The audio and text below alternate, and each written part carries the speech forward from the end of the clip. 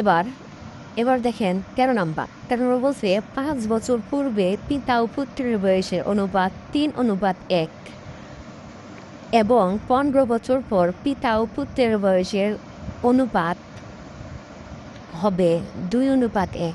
পিতা ও পুত্রের বর্তমান বয়স নির্ণয় করো। ঠিক আছে, এই ক্ষেত্রে অনুপাত তো আগেই আমরা পূর্বে ক্লাসে করছিলাম যে অনুপাত মানে ভাগ, অনুপাত মানে ভাগ। এবার দেখেন বলছে পিতা ও পুত্রের বর্তমান বয়স কত, তাহলে আমরা ধরবাম পিতার বর্তমান বয়স এক্স, পুত্রের বর্তমান বয়স ওয়াই।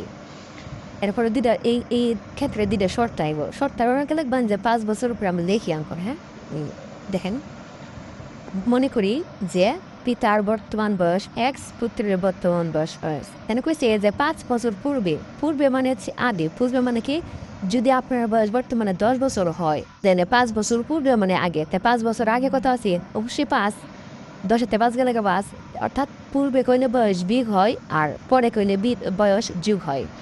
তাহলে দেখেন লিখছি ৫ বছর পূর্বে পিতার বয়স, বর্তমান বয়স যদি এক্স হয় তাই ৫ বছর পূর্বে, পূর্বে কইলে ওয়াই, পূর্বে কইলেই বিয়োগ, তাহলে মাইনাস, এই যে এক্স মাইনাস ৫, তাহলে ৫ বছর পূর্বে পিতার বয়স এক্স মাইনাস ৫ বছর।